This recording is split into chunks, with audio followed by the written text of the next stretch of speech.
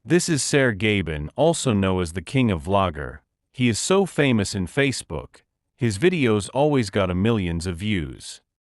Kapag nagustuhan ko, bawat isa sa inyo, bibigyan ko kayong tag 100,000!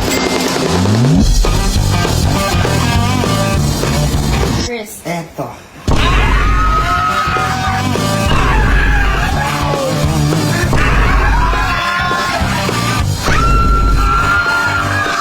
Ilan?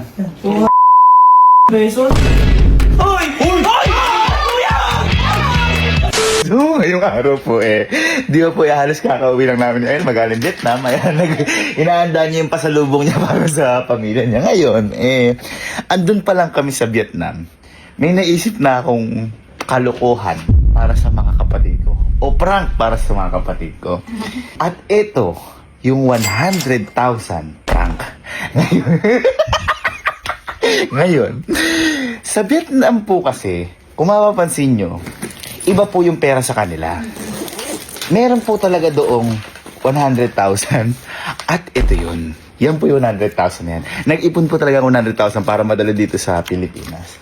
Ngayon, ang sasabihin ko lang naman sa mga yun, may reward ako sa kanilang 100,000. Basta, ibili nila kung ano yung gusto ko na bagay.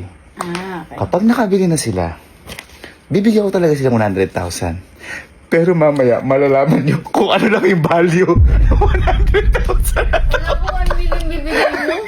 Kahit pa 1 million. Kahit pa 1 Kaya mo million. naman yan. Pinasalubungan ko naman po sila. Pinasalubungan ko naman sila. Hindi ko na papakita ko ano yung pasalubong ko. Pero, hindi sasapat. Wait lang, may isang bata pang gusto ng 100,000. Ay, si Sky. Oh, sige. Oh, sige. Kaya ngayon, sigurado mga mukha pera ko. Simulan na natin ang 100,000 prank.